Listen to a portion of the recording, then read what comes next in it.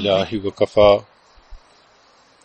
وسلام على عباده الذين اصطفى أما بعد أعوذ بالله من الشيطان الرجيم بسم الله الرحمن الرحيم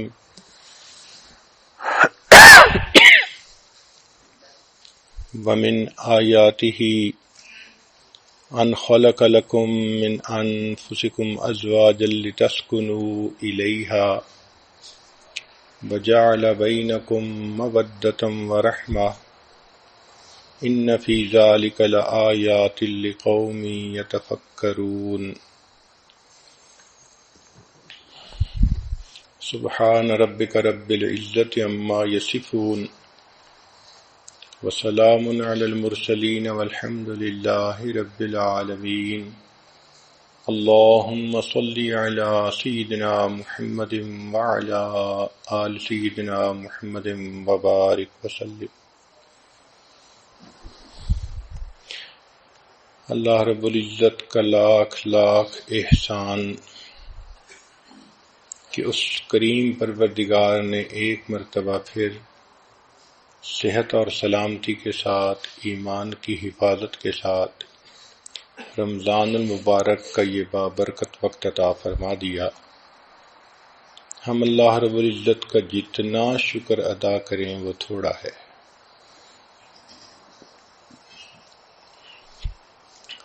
ان مجالس میں کامیاب ازدواجی زندگی کے متعلق بیانات ہوں گے۔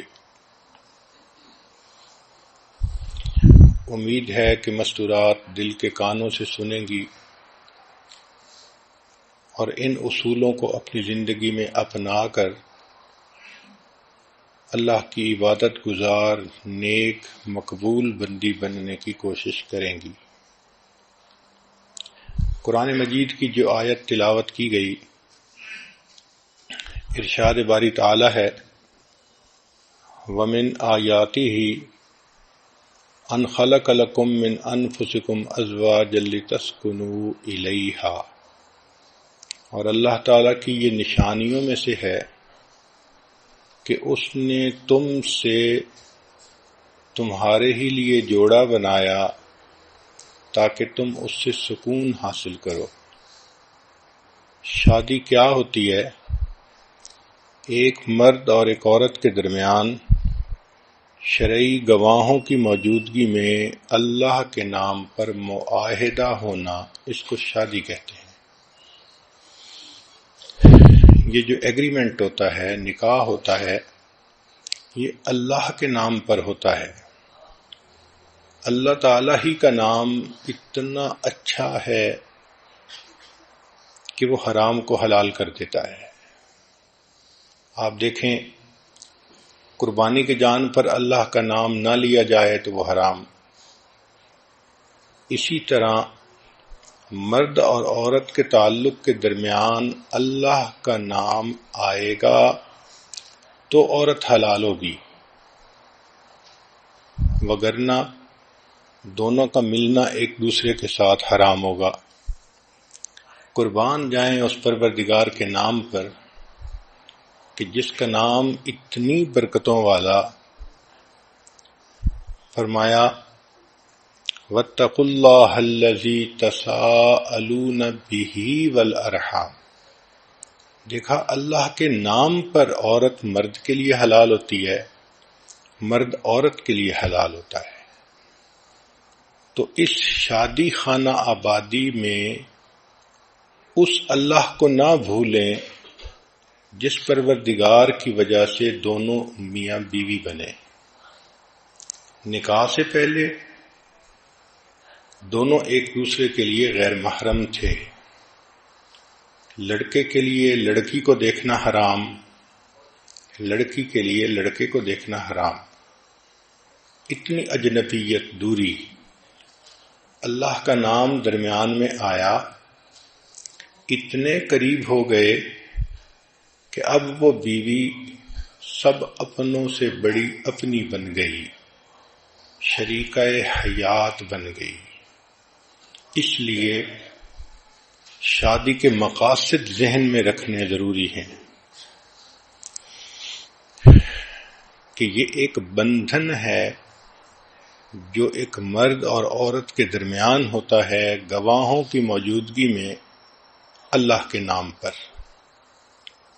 کہتے ہیں کہ wedding rings are the world's smallest handcuffs, کہ یہ جو ویڈنگ کی رنگ ہوتی ہے یہ دنیا کی سب سے چھوٹی ہتھ کڑی ہوتی ہے، دونوں ایک بندھن میں بندھ جاتے ہیں۔ قرآن مجید میں اللہ تعالیٰ فرماتے ہیں وَأَخَذْنَ مِنْكُمْ مِيثَاقًا غَلِيظًا، اور وہ تم سے ایک پکا عہد لے چکی ہیں، کمٹمنٹ لے چکی ہیں۔ چنانچہ شادی کے مقاصد میں سب سے پہلا مقصد ہے گناہوں سے بچنا۔ خاوند بیوی کے ذریعے گناہوں سے بچے اور بیوی خاوند کے ذریعے سے گناہوں سے بچے، یہ شادی کے مقاصد میں سے سب سے پہلا مقصد ہے۔ اور دوسرا مقصد ہے ایمان کو مکمل کرنا، کیونکہ نبی علیہ السلام نے ارشاد فرمایا النکاح نصف الایمان، نکاح آدھا ایمان ہے۔ شادی سے پہلے انسان جتنا ہی نیک بن جائے ابھی آدھے ایمان پر عمل کر رہا ہے، نکاح ہونے کے بعد اب ایمان کی تکمیل ہو جاتی ہے، اس لیے اللہ تعالیٰ بندے کے اعمال کا اجر بڑھا دیتے ہیں۔ حدیث مبارکہ میں ہے کہ شادی سے پہلے ایک نماز پڑھیں تو ایک نماز کا ثواب، اور شادی ہونے کے بعد ایک نماز پڑھیں تو 21 نمازوں کا ثواب، اور بعض روایات میں 42 نمازوں کا ثواب۔ تو اعمال کا اجر بڑھ جاتا ہے۔ اس کی کیا وجہ ہے کہ رب کریم یہ فرماتے ہیں کہ میرے بندے پہلے تیرے اوپر صرف حقوق العباد تھے، ایک نماز کا اجر ایک ملتا تھا کہ صرف حقوق اللہ تھے، اب تیرے اوپر حقوق العباد بھی آ گئے۔ ان حقوق العباد کو پورا کرتے ہوئے جب تم میرے حقوق کو بھی پورا کرو گے میں پروردگار اعمال کی قیمت بڑھا دوں گا۔ تو شادی کے مقاصد میں سے پہلا میاں بیوی ایک دوسرے کے ذریعے سے گناہوں سے بچیں، اور دوسرا ایمان کی تکمیل ہو، اعمال کا اجر بڑھ جائے۔ تیسرا کہ دونوں کو عزت مل جائے۔ جب شادی ہو جاتی ہے تو خاوند بیوی کے لیے عزت کا سبب بنتا ہے، بیوی خاوند کے لیے عزت کا سبب بنتی ہے۔ پھر چوتھا مقصد محبت کا ملنا، کہ میاں بیوی دونوں ایک دوسرے کو محبتیں دیتے ہیں، محبتیں تقسیم کرتے ہیں، اور محبتوں بھری زندگی ہوتی ہے۔ پھر پانچواں مقصد ہے شریک حیات کا ملنا، کہ انسان زندگی کا ساتھی پا لیتا ہے، زندگی کے حالات کے اتار چڑھاؤ میں کوئی اس کا اپنا ہوتا ہے، وہ ایک دوسرے کے ساتھ شیئر کر سکتے ہیں، وہ دونوں مل کر زندگی کے غموں کا بوجھ اٹھا سکتے ہیں۔ پھر چھٹا مقصد ہوتا ہے اولاد کا ہونا، چنانچہ فطری خواہش ہے ہر انسان کی کہ اولاد ہو، اس لیے انبیاء کرام جیسی بزرگ ہستیاں بھی اللہ سے اولاد کے لیے دعائیں مانگتی رہیں۔ حضرت زکریا علیہ السلام نے دعا مانگی رب انی وہن العظم منی واشتعل الرأس شیبا، اے میرے پروردگار اتنا بوڑھا ہو گیا ہوں کہ میری ہڈیاں بوسیدہ ہو گئیں اور میرے بال سفید ہو گئے، لیکن ابھی بھی میں آپ کے درگاہ سے اس نعمت کے حاصل کرنے میں مایوس نہیں ہوا، میں ابھی بھی دعا مانگتا ہوں۔ تو دیکھو بڑھاپے میں بھی انسان کی یہ تمنا ہوتی ہے، اسی طرح ہر عورت کے دل کی فطری خواہش ہوتی ہے کہ اللہ مجھے اولاد کی نعمت عطا فرمائے. اور 7واں مقصد ہوتا ہے پرسکون زندگی گزارنا. اس لفظ کو سمجھنے کی کوشش کریں کہ آج کل ذہنوں میں یہ بات سما گئی کہ کوئی غم ہونا ہی نہیں چاہیے، پریشانی ہونی ہی نہیں چاہیے. ایک کافر کی سوچ اور ہوتی ہے، مومن کی سوچ اور ہوتی ہے. کافر یوں سوچے کہ کوئی پریشانی نہیں ہونی چاہیے تو وہ سوچ سکتا ہے، مگر مومن تو جانتا ہے کہ دنیا دار المحن امتحان گاہ ہے، اور اس امتحان گاہ میں حالات عدلتے بدلتے ہیں. کبھی اللہ خوشی دے کر آزماتے ہیں، کبھی غم دے کر، کبھی صحت دے کر، کبھی بیماری دے کر. تو حالات کے اتار چڑھاؤ کو ایکسپیکٹ کرنا چاہیے. دنیا کی زندگی پھولوں کی سیج نہیں ہے، امتحان گاہ ہے. آپ کیا سمجھتی ہیں کہ جو دنیا کے بادشاہ ہوتے ہیں ان کو پریشانیاں نہیں ہوتی؟ توبہ توبہ، اتنے پریشان کہ ان کی پریشانیاں کسی شہر کے لوگوں میں تقسیم کر دیں تو شہر کے سارے لوگ پریشان ہو جائیں. تو مقصد سمجھیں کہ سکون پانا. تو میاں بیوی دونوں پرسکون ہوتے ہیں، اگرچہ تنگی ہو، اگرچہ پریشانی ہو، اگرچہ بیماری ہو.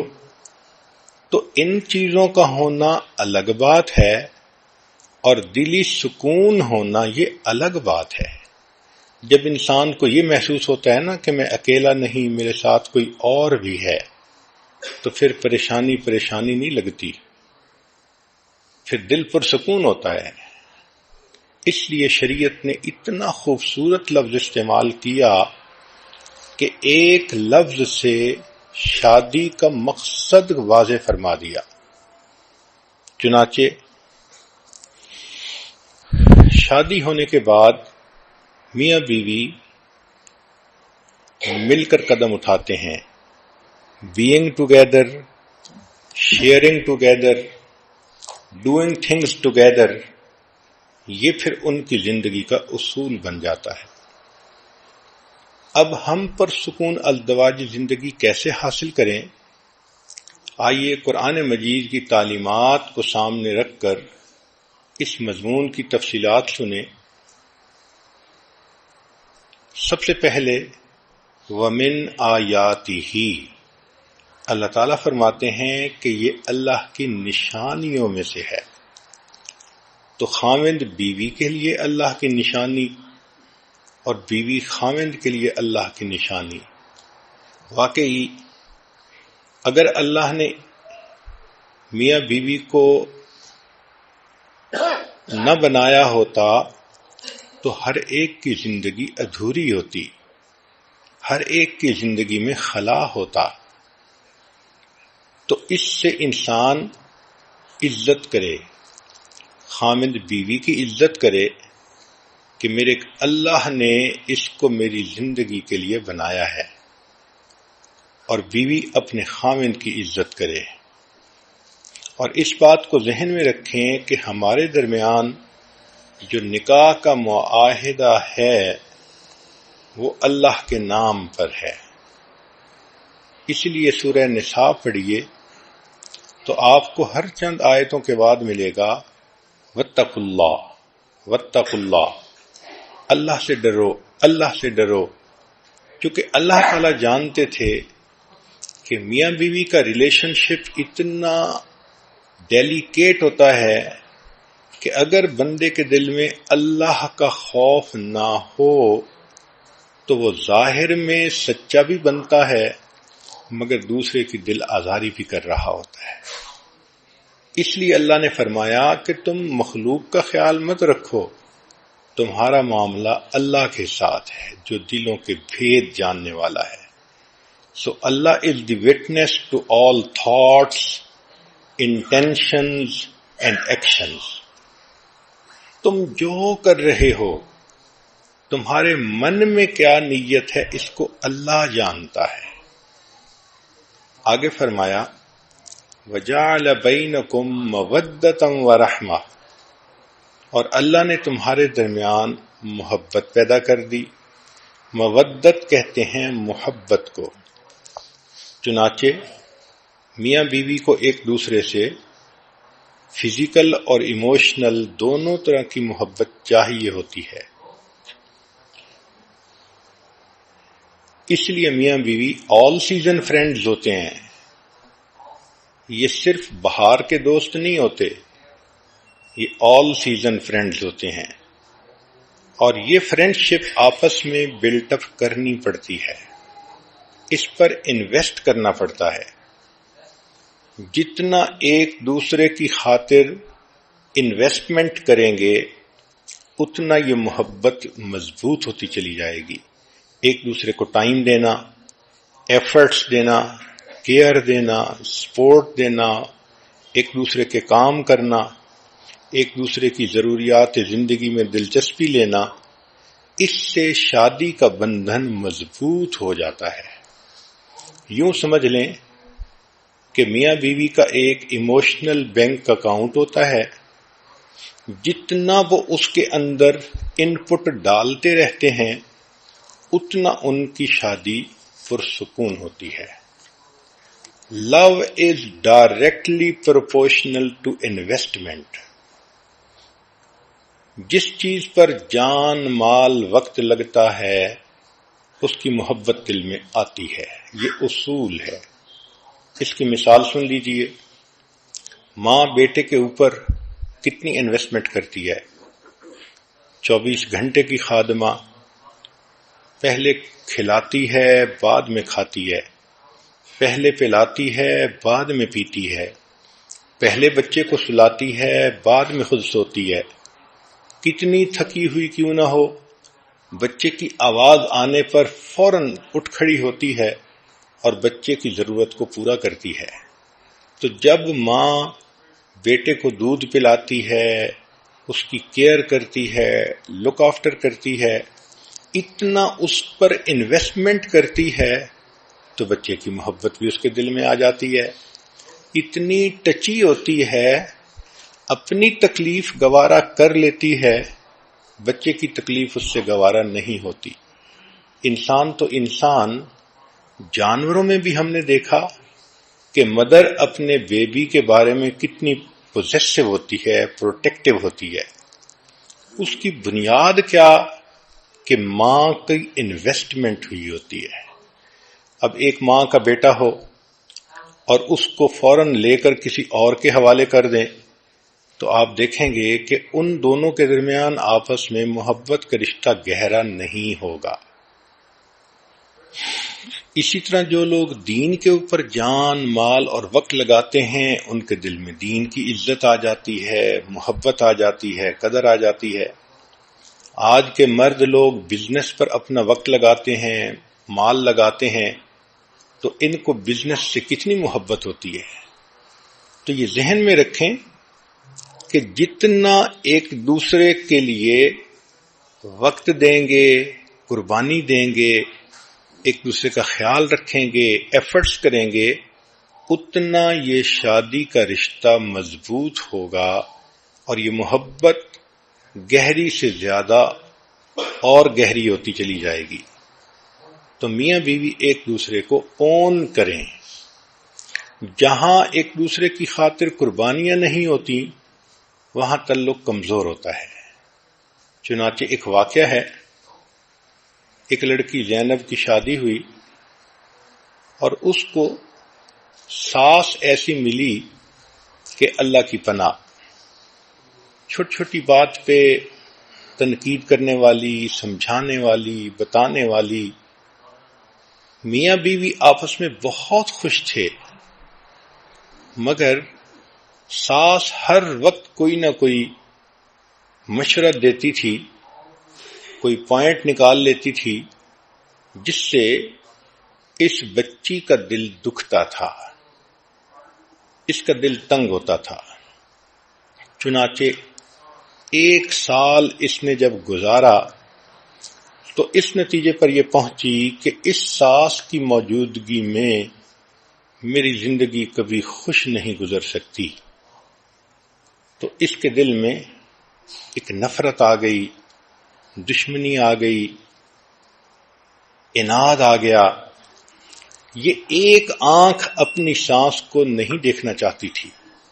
اس کا دل چاہتا تھا زمین پھٹے اور یہ بوڑھی عورت اندر اتر جائے، میری جان چھوٹ جائے اس سے.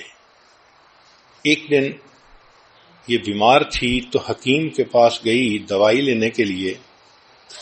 تو وہاں اس کے دل میں شیطان نے یہ بات ڈالی کہ کیوں نہ حکیم صاحب سے میں کوئی ایسی دوائی لے لوں کہ جس کی وجہ سے میری ساس مر ہی جائے، میری جان چھوٹ جائے. چنانچہ اس نے رو دھو کر حکیم کو بتایا، میں بہت دکھی ہوں، میں بہت پریشان ہوں، آپ میری ہیلپ کریں، مجھے کوئی دوائی ایسی دیں جو میں ساس کو کھلاؤں اور میری جان چھوٹ جائے.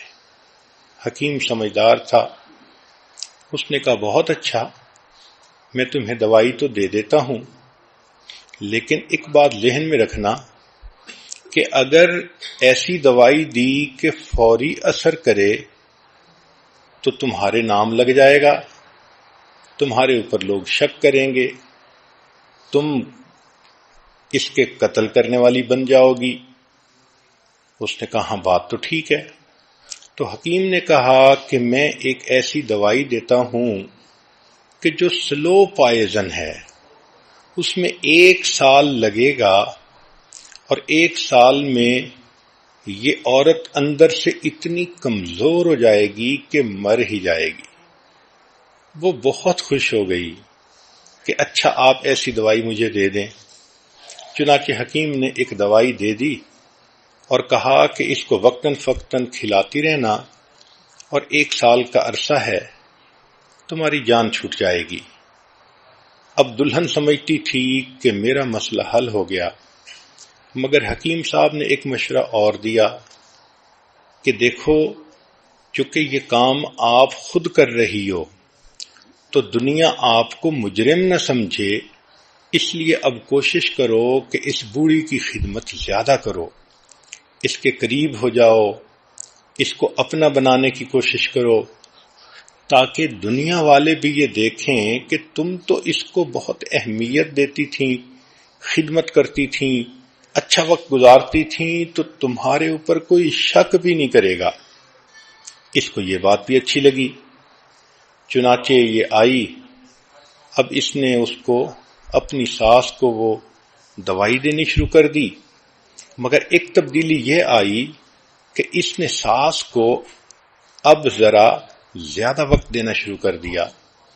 ان کی خیال رکھتی، ان کی بات مانتی، ان کا دل خوش کرنے کی کوشش کرتی کہ تاکہ ساس بھی کہے کہ اس نے مجھے بہت محبت دی اور خامد بھی یہی سمجھے کہ میری بیوی نے تو اس کی خدمت کرنے میں کوئی کمی نہیں چھوڑی. وہ اچھا بننا چاہتی تھی تاکہ قتل کا الزام اس کے سر پر نہ آئے. 1 سال اس نے خوب محنت کی اور اپنی ساس کی خدمت کر کے اپنے خامند کو بھی خوش کیا، ساس کو بھی خوش کیا. لیکن جب 1 سال گزرنے کے قریب آیا تو جب وہ تنہائی میں بیٹھ کر سوچتی کہ اب میری ساس مر جائے گی تو اب اس کے دل کو خوشی کی بجائے غم ہوتا، کیونکہ اب قریب ہونے کی وجہ سے اس کو محبت ڈیولپ ہو چکی تھی. چنانچہ 1 سال کے بعد وہ روتی ہوئی پھر حکیم کے پاس آئی اور کہنے لگی کہ پلیز آپ مجھے اس زہر کا کوئی اینٹی ڈوٹ دے دیں، میں نہیں چاہتی کہ میری ساس مرے، وہ اتنی میرے ساتھ اچھی ہو گئی ہے، میں اس کے ساتھ اتنی کمفرٹیبل فیل کرتی ہوں کہ میں نہیں چاہتی کہ وہ فوت ہو. جب اس نے یہ کہا تب حکیم صاحب نے بتایا کہ بہت اچھا، میں نے اس کو زہر نہیں دی تھی، ایک عام دوائی دے دی تھی تاکہ تمہارے دل کو تسلی رہے کہ زہر دی جا رہی ہے، لیکن جو میں نے تمہیں نصیحت کی تھی کہ ساس کی خدمت کرو، وقت دو، اس کی بات مانو. اصل تو یہ بنیاد تھی. پہلے تم نے انویسٹمنٹ کوئی نہیں کی ہوئی تھی، تمہیں اس کی بات بری لگتی تھی، وہ تمہیں سمجھاتی تھی تمہارے فائدے کی نیت سے اور تمہیں زہر چڑھتا تھا. اب جب تم نے اپنے آپ کو سمجھا کر اس کی خدمت کرنی شروع کر دی تو اب تمہارے درمیان محبت پیدا ہو گئی. پریشان نہ ہونا، تمہاری ساس ابھی نہیں مرے گی، اپنی طبعی زندگی گزارے گی. اب اس لڑکی کے آنکھوں سے پھر آنسو آ گئے. یہ غم کے آنسو نہیں تھے، یہ خوشی کے آنسو تھے. تو سوچئے کہ عورت اگر تھوڑا سا اپنے دل کو صبر دے اور پھر خدمت کرے، محبتیں تقسیم کرے تو حالات خود بخود ٹھیک ہو جاتے ہیں. جو مخالف ہوتے ہیں وہ بھی موافق ہو جاتے ہیں. ساس پہلے بھی اچھا چاہتی تھی، سمجھاتی تھی، لیکن یہ سینسٹیو بہت ہو گئی تھی، بات نہیں سننا چاہتی تھی. اب جب اس نے اس کی بات سنی شروع کر دی تو ساس بھی بیٹیوں کی طرح اس سے محبت کرنے لگ گئی. چنانچہ اس لڑکی اور اس کی ساس کے درمیان محبت مثالی محبت بن گئی. اللہ اکبر کبیرہ. تو اس لیے میاں بیوی کے درمیان بھی جو محبت ہوتی ہے وہ بھی انویسٹمنٹ ہوتی ہے. بیوی خامند کے لیے اپنا ٹائم انویسٹ کرے اور خامند اپنی بیوی پر انویسٹمنٹ کرے تو یہ محبت پھر مضبوط سے مضبوط تر ہوتی جائے گی. دوسری بات شریعت نے کہی مودتم و رحمہ، اور تمہارے درمیان ہم نے رحمت کو رکھ دیا. دیکھیں، جوانی میں میاں بیوی کی محبت میں ایک دوسرے کی جنسی ضرورت کا بھی عنصر شامل ہوتا ہے. لہذا اگر میاں بیوی جھگڑا بھی کریں، ناراض بھی ہوں، تو شام کو پھر دونوں اکٹھے ہوتے ہیں. خامند کو بیوی کی ضرورت، بیوی کو خامند کی ضرورت. لیکن جب بڑھاپا آ جاتا ہے تو اس وقت یہ جنسی ضرورت کا پہلو نہ ہونے کے برابر ہو جاتا ہے. تو اس وقت تو ایک دوسرے کے ساتھ اگر جھگڑا ہو تو نفرتیں پکی ہو جاتی ہیں. تو شریعت کی خوبصورتی دیکھیے کہ اللہ رب العزت نے ایک دوسرا لفظ استعمال کیا کہ تمہارے درمیان مودت بھی رکھ دی اور رحمت بھی رکھ دی. رحمت کہتے ہیں کہ اب تم ایک دوسرے کے ساتھ جو زندگی کا اتنا عرصہ گزار چکے، اب اس کی قدردانی کرو اور اس کی وجہ سے ایک دوسرے کے ساتھ درگزر کا معاملہ کرو.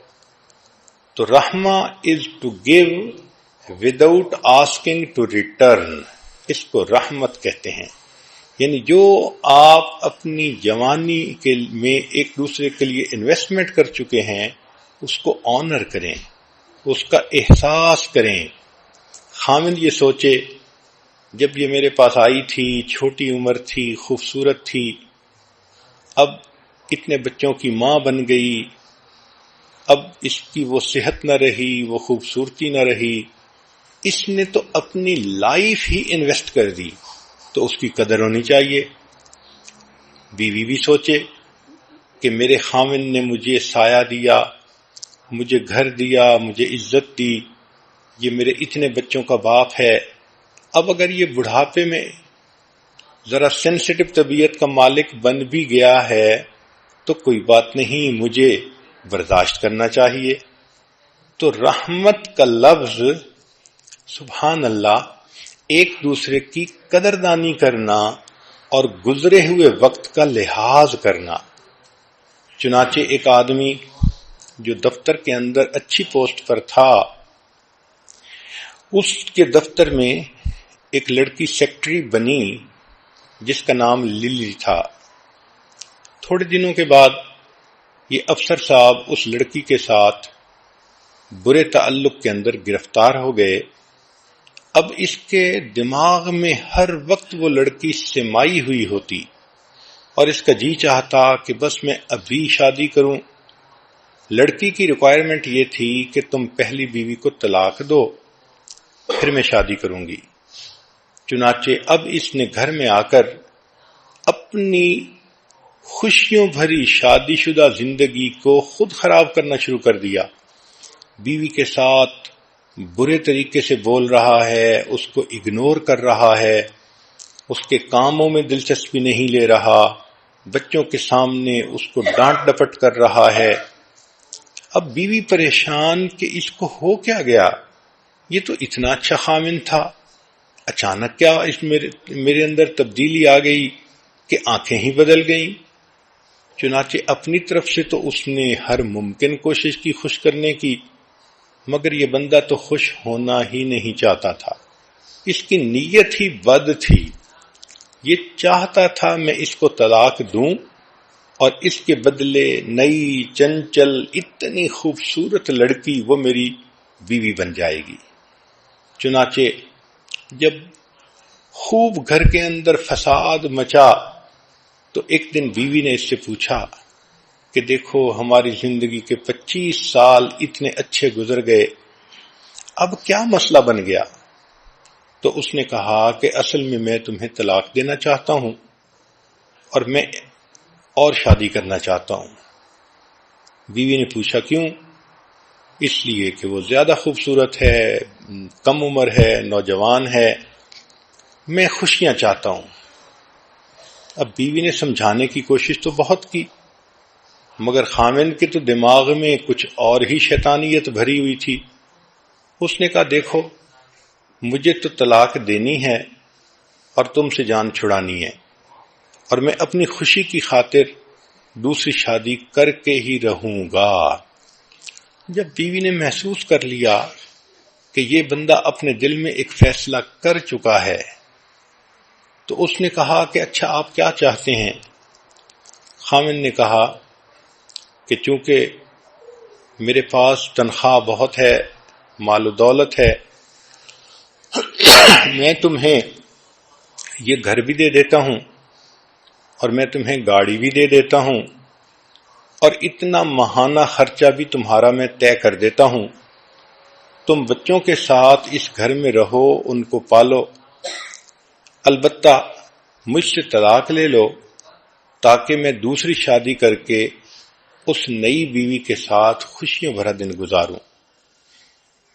بیوی تھوڑی دیر خاموش رہی، پھر کہنے لگی کہ اچھا میری شرط یہ ہے کہ نہ مجھے مکان چاہیے، نہ مجھے تمہارا ماہانہ خرچہ چاہیے اور نہ مجھے تمہاری گاڑی چاہیے۔ اس نے کہا پھر کیا چاہیے؟ اس نے کہا کہ بس میری شرط یہ ہے کہ تم مجھے محبت بھرا 1 مہینہ دے دو اور اس 1 مہینے میں اس طرح محبت سے رہو جیسے ہم اس وقت محبت سے رہتے تھے جب ہماری شادی ہوئی تھی، ابتدائی دنوں میں۔ خامن نے کہا کہ یہ تو بہت آسان کام ہے، 1 مہینہ اس کو محبتیں دو، پیار دو اور پھر جان ہی چھوٹ جائے گی۔ چنانچہ خامن نے اس کے ساتھ یہ عہد کر لیا۔ اب چونکہ میاں بیوی میں عہد تھا تو بیوی نے اسے کہا کہ دیکھو جب شادی ہوئی تھی میں دلہن تھی، آپ ایسے آتے تھے، ایسے بیٹھتے تھے، ایسے بات کرتے تھے، میں بھی آپ سے ایسے بات کرتی تھی، لہذا ہم نے یہ مہینہ اسی حالت میں گزارنا ہے۔ خامن نے کہا بہت اچھا۔ چنانچہ دونوں نے آپس میں خوب گرم جوشی کا اظہار کیا، محبتوں کا اظہار کیا، میل ملاپ کیا، باتیں کیں، بیٹھے، اور جیسے ہنی مون کا وقت ہوتا ہے دونوں نے اس طرح وقت فارغ کر لیا۔ اب جب کچھ دن گزرے تو خامن نے یہ دیکھا کہ یہ بیوی 25 سال پہلے جب میرے پاس آئی تھی کتنی خوبصورت تھی، کتنی سمارٹ تھی، کتنی اچھی تھی، اب 25 سال کے بعد یہ 5 بچوں کی ماں بن گئی، اب صحت بھی اس کی کمزور ہو گئی، کچھ بینائی بھی کمزور ہو گئی، بلڈ پریشر کی مریضہ بھی بن گئی۔ اب معدے کے السر کا بھی مسئلہ ہے۔ اب یہ بیچاری جب اکیلی رہے گی تو خاوند کے بغیر اس کی زندگی کیسی ہوگی؟ کیونکہ دونوں قریب وقت گزار رہے تھے تو خاوند نے ایسا سوچنا شروع کر دیا۔ تو پہلے تو وہ اپنے خیالات کو جھٹک دیتا اور یہی سوچتا کہ نہیں، میں نے دوسری لڑکی سے شادی کرنی ہے۔ لیکن قریب رہنے سے محبتیں بڑھتی ہیں، اپنائیت ہوتی ہے، احساس ہوتا ہے انسان کو، جتنا بھی کوئی پتھر دل ہو اس کو بھی محسوس ہوتا ہے۔ چنانچہ 1 مہینہ جب قریب رہے تو آخری دن بیوی یہ ایکسپیکٹ کر رہی تھی کہ آج مجھے طلاق کا کاغذ مل جائے گا، لیکن آخری دن فلورسٹ کی طرف سے پھولوں کا ایک گلدستہ آیا اور اس گلدستے پر خاوند کی طرف سے یہ پیغام لکھا ہوا تھا کہ جس طرح میں نے محبت بھرا یہ مہینہ تمہارے ساتھ گزارا، میں زندگی کے باقی دن بھی اسی طرح محبت سے گزاروں گا، میں دوسری شادی نہیں کروں گا۔ تو یہ آپس میں ایک دوسرے کے ساتھ انویسٹمنٹ ہوتی ہے۔ محبت ایک دوسرے کی خاطر قربانی کرنے کا دوسرا نام ہے۔ اس لیے شریعت نے مودت کا لفظ بھی استعمال کیا اور رحمت کا لفظ بھی استعمال کیا کہ جب بچے جوان ہو جائیں تو اب میاں بیوی کو ایک دوسرے کے ساتھ نفرتوں کی زندگی نہیں گزارنی، بلکہ ایک دوسرے کے ساتھ احساس کرنا ہے، محبتوں بھری زندگی گزارنی ہے۔ اب بغیر ریٹرن کے دوسرے کو کچھ دینا ہے۔ اس لیے کہتے ہیں کہ you can give without loving but you can not love without giving. جب محبت ہوتی ہے تو انسان بڑھاپے میں ریٹرن کے بغیر بھی دوسرے کو محبتیں دیتا جاتا ہے۔ یہ جو گیونگ کی انجوائمنٹ ہے یہ کچھ اور ہوتی ہے۔ اس لیے بڑھاپے میں ایک دوسرے کی کوتاہیوں سے، کمزوریوں سے درگزر کرنا اور برداشت کر لینا، اس لیے شریعت نے رحمت کا لفظ استعمال کیا۔ کہتے ہیں کہ a good marriage is the union of 2 فارگیورز، یعنی بیوی خاوند کی کوتاہیوں سے درگزر کرے، خاوند بیوی کی کوتاہیوں سے درگزر کرے۔ پھر شریعت نے کہا لِتَسْكُنُوا إِلَيْهَا، تاکہ تم سکون پاؤ۔ اب یہ سکون جو ہے انسان کو تب ملتا ہے جب دونوں نیک بن کر ایک دوسرے کے ساتھ محبت بھری زندگی گزارتے ہیں۔ یہاں بعض مفسرین نے ایک عجیب نکتہ لکھا ہے۔ وہ کہتے ہیں کہ عربی زبان میں ہر حرف کے اوپر ایک حرکت ہوتی ہے، ضمہ، فتحہ، کسرہ۔ ہم اردو میں کہہ دیتے ہیں زبر، زیر اور پیش، اور جس پر کوئی حرکت نہ ہو اس کو کہتے ہیں کہ اس کے اوپر سکون ہے۔ تو اس کا مطلب یہ کہ سکون زندگی میں ہو۔ گویا میاں بیوی یہ عہد کریں کہ ہم ایک دوسرے کے ساتھ ایک بندھن میں بندھ گئے، اب ہم کسی غیر کے ساتھ کوئی حرکت نہیں کریں گے جو ہماری زندگی کو خراب کرے۔ ہم ایک دوسرے کے لیے مخصوص ہو گئے ہیں، بکنگ ہو گئی ہے ہماری ایک دوسرے کے لیے۔ اگر اس سکون کو اردو کا لفظ سمجھ لیں تو اردو میں کہتے ہیں خوشی ہونا، دل میں پریشانی کا نہ ہونا، اس کو سکون کہتے ہیں۔ یعنی خامد اتنا اچھا بنے کہ بیگم بے غم بن جائے، اور بیوی اتنی اچھی بنے کہ مرد اس کا ہمدرد بن جائے، دونوں کی زندگی بندگی بن جائے، اس کو سکون کہتے ہیں۔ اس لیے شریعت نے کہا کہ گھر میں سکون ملتا ہے، بیوی سے سکون ملتا ہے، رات میں سکون ملتا ہے۔ وَجَعَلَ اللَّيْلَ سَكَنًا، بیوی کے بارے میں فرمایا لِتَسْكُنُوا إِلَيْهَا، گھر کے بارے میں فرمایا وَسَكَنْتُمْ فِي مَسَاكِنِكُمْ، تو انسان اگر پرسکون زندگی گزارنا چاہتا ہے اپنے گھر میں اپنی بیوی کے ساتھ دن رات کا وقت گزارے تب اس کو پرسکون زندگی گزر سکتی ہے۔ جو شادی شدہ لوگ سڑکوں پر چوراہوں میں سکون ڈھونڈتے پھرتے ہیں وہ بیچارے قابل رحم ہوتے ہیں، ان کو شیطان نے بہکایا ہوتا ہے، وہ دھوکہ کھائے ہوئے لوگ ہوتے ہیں۔ بھلا سڑکوں پہ سکون کہاں ملتا ہے؟ ہوس ملتی ہے، حسرت ملتی ہے، پریشانی ملتی ہے، اللہ کے ہاں ناکامی ملتی ہے۔ سکون تو ملتا ہے اس طریقے سے زندگی گزارنے پر جو طریقہ ہمیں شریعت نے بتایا ہے۔ چنانچہ قرآن مجید کی تعلیمات پر غور کریں تو شریعت نے کہا ہن لباس لکم وانتم لباس لہن، خاوند بیوی کا لباس ہے اور بیوی خاوند کے لیے لباس ہے۔ اب دیکھو یہ خوبصورتی ہے شریعت کی کہ ایک لفظ میں میاں بیوی کے تعلق کو ڈیفائن کر دیا گیا۔ دنیا کے بڑے بڑے ادیبوں سے پوچھا گیا کہ میاں بیوی کے تعلق کو تم ذرا قلم کے ذریعے سے واضح کرو، تو کسی نے کہا میاں بیوی زندگی کے دو ساتھی ہیں، کسی نے کہا گاڑی کے دو پہیے ہیں، کسی نے کچھ کہا، کسی نے کچھ کہا، مگر جو ان کے درمیان صحیح تعلق تھا اس کو وہ فکروں میں بھی واضح نہ کر سکے۔ قرآن مجید کی خوبصورتی دیکھیے، ایک فکرہ نہیں، ایک لفظ کے اندر حقیقت کھول دی۔ خاوند کو بیوی کا لباس کہا، بیوی کو خاوند کا لباس کہا۔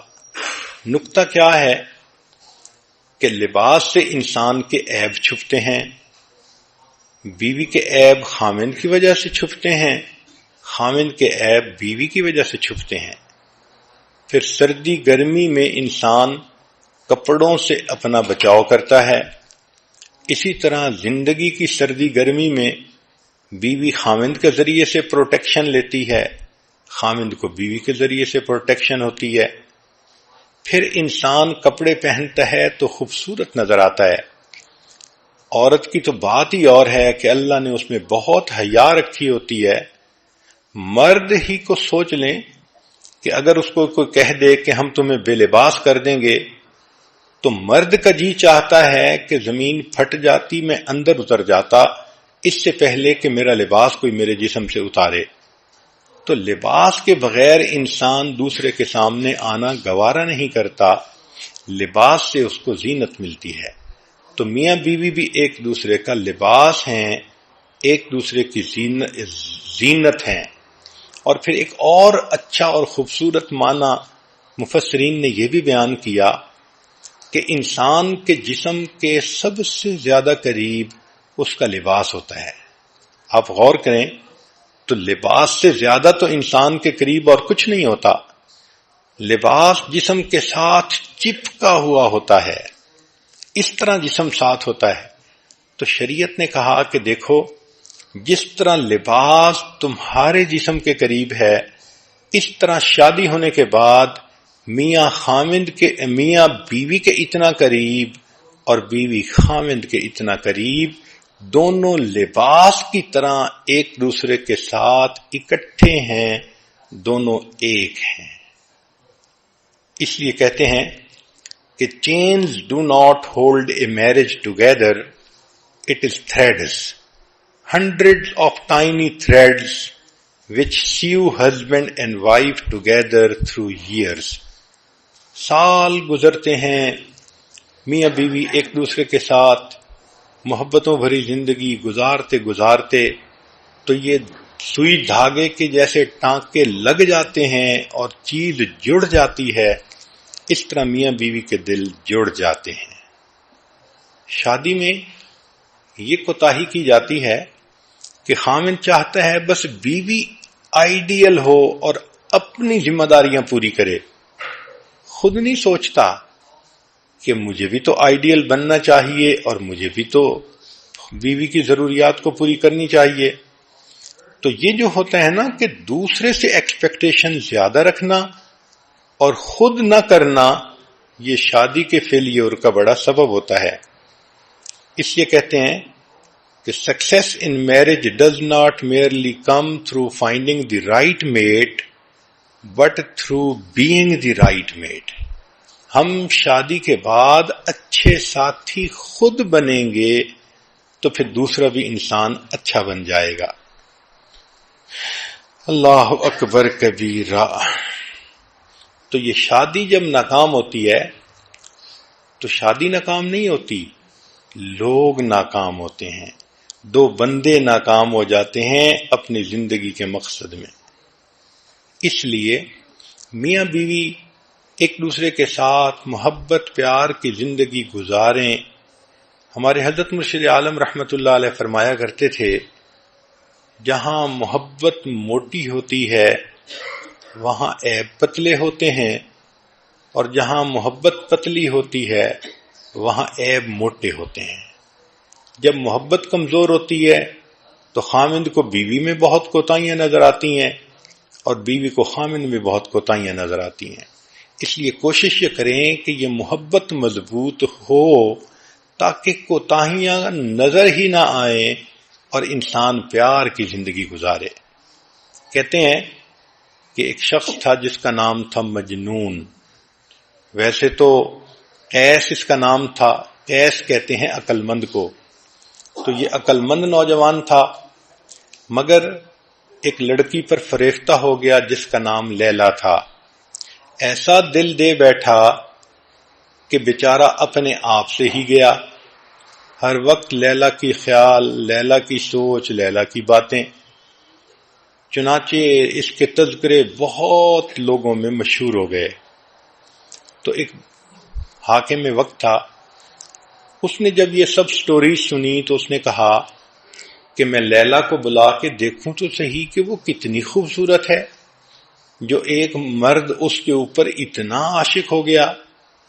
جب اس نے اس کو بلایا تو دیکھا کہ وہ تو عام ایوریج لڑکی کی طرح تھی.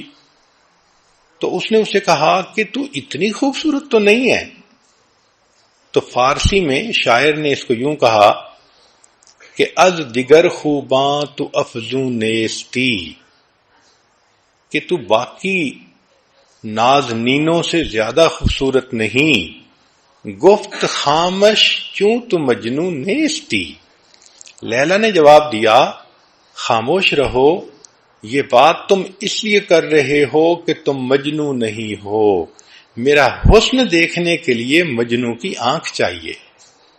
تو بات تو اس نے بہت سچی کی کہ مجنو کی آنکھ سے اگر بیوی کو دیکھو تو بیوی لیلا نظر آئے گی، پھر بیوی مس یونیورس نظر آئے گی، پھر بیوی کائنات کی سب سے زیادہ خوبصورت عظیم ہستی نظر آئے گی.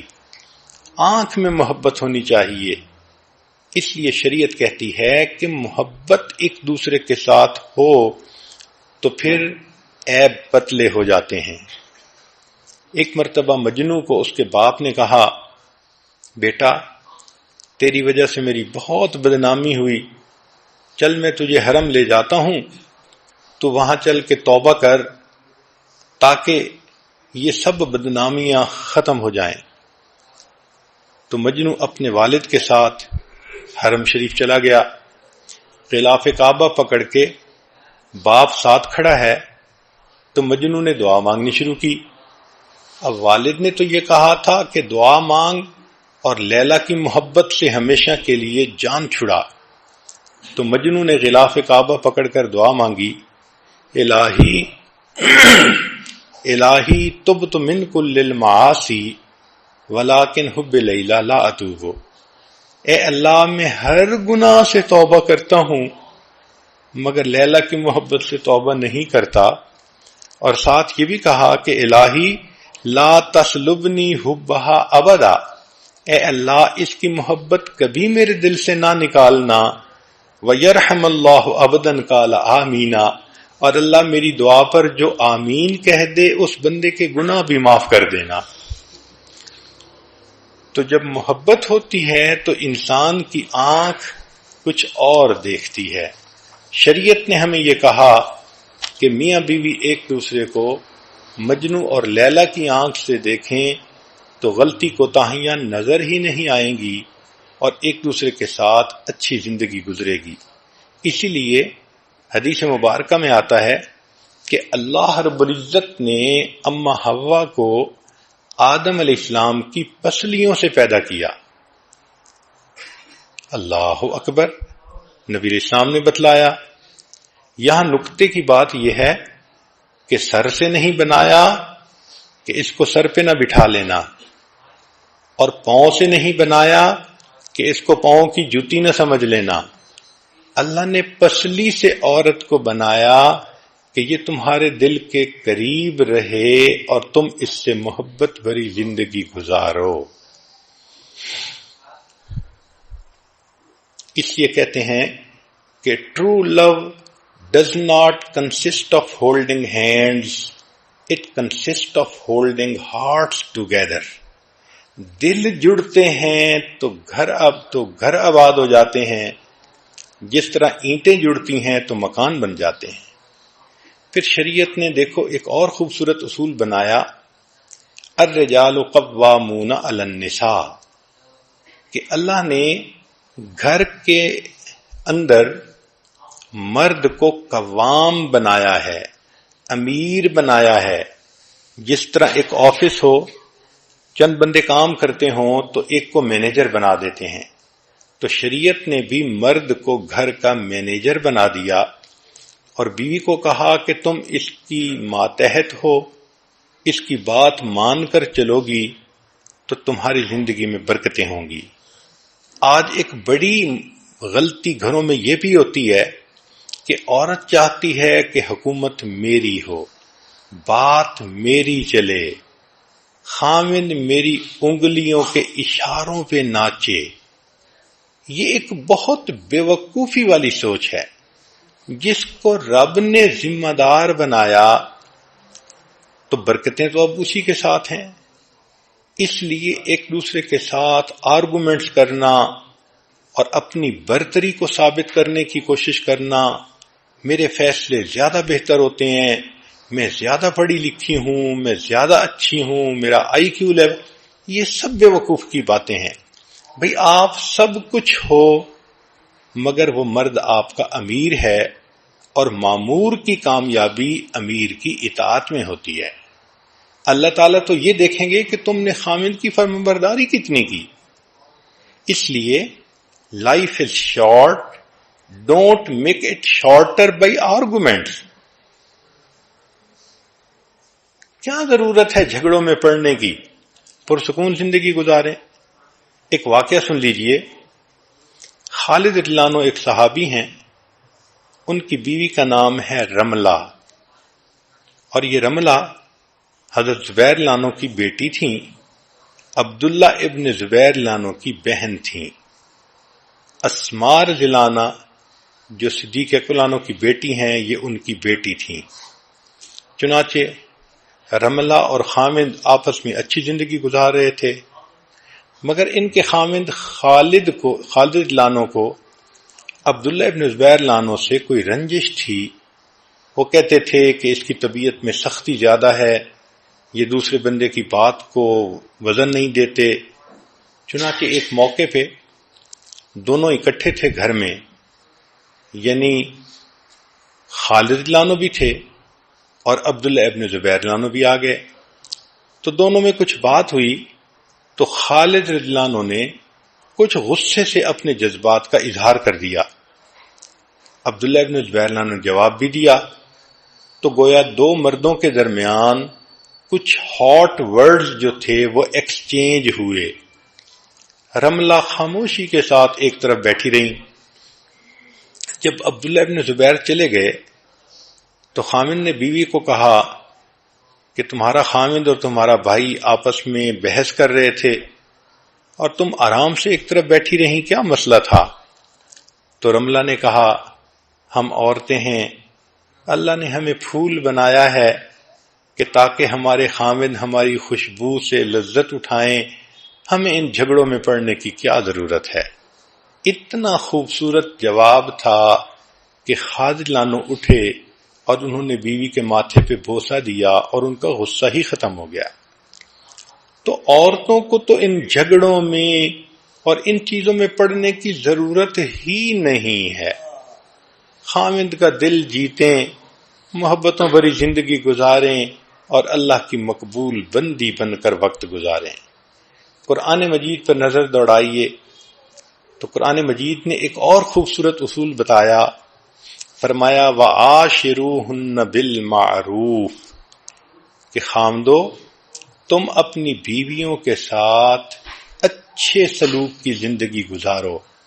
مفسرین نے لکھا ہے کہ اللہ رب العزت نے بیویوں کی سفارش کی ہے خامدوں کو، اور نبی علیہ السلام نے بھی سفارش فرمائی۔ اس لیے حدیث پاک میں آتا ہے کہ جب نبی علیہ السلام دنیا سے تشریف لے جانے لگے تو آخری بات آپ نے فرمائی وَمَا مَلَكَتْ أَيْمَانُكُمْ اپنے ماتحتوں کا خیال رکھنا، اور ماتحتوں میں بیوی کا سب سے پہلا نمبر ہوتا ہے۔ تو گویا بیوی کے لیے دو بڑی بڑی سفارشیں ہیں، ایک اللہ کی سفارش ہے اور ایک رسول اللہ صلی اللہ علیہ وسلم کی سفارش ہے۔ اب جس کے دل میں اللہ کی قدر ہے، نبی علیہ السلام کی قدر ہے، وہ تو اس سفارش کا خیال رکھے گا اور اس کی وجہ سے اپنی بیوی کو بہت محبتیں دے گا، بہت پیار سے رکھے گا۔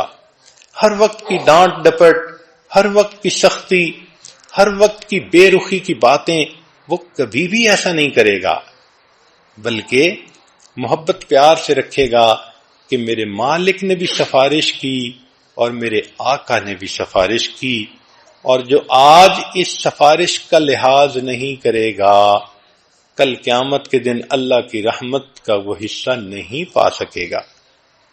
کہ میرے بندے تم نے میری سفارش کا دنیا میں لحاظ نہ کیا، اب میں تمہارے ساتھ نرمی کا معاملہ کیوں کروں؟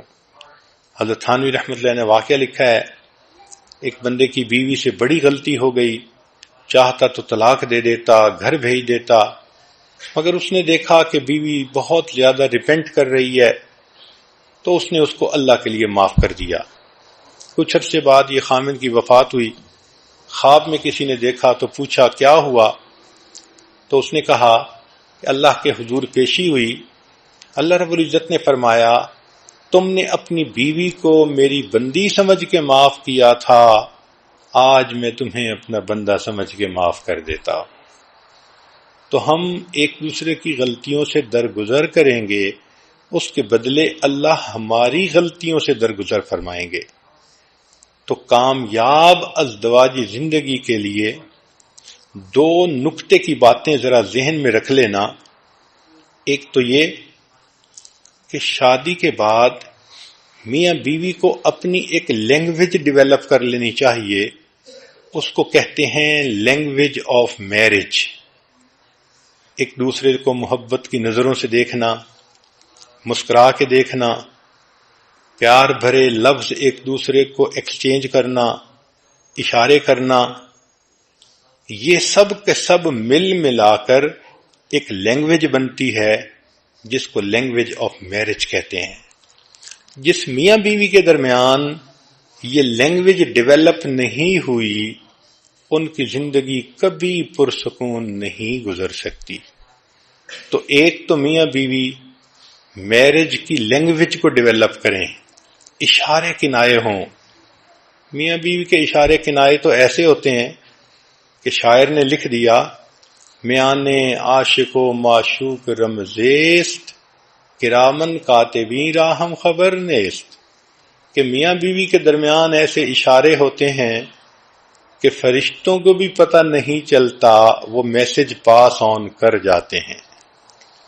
تو ایک تو اس لینگویج کا ڈیولپ ہونا ضروری ہے، اور دوسرا جیسے آپ مختلف مضمون سکول میں پڑھتی ہیں، سائنس کا مضمون، کیمسٹری کا مضمون، فزکس کا مضمون، تو آج آپ کو ایک مضمون پڑھائیں جس کو کہتے ہیں arithmetic of marriage. Arithmetic of marriage یعنی شادی کا یہ الجبرا ہے۔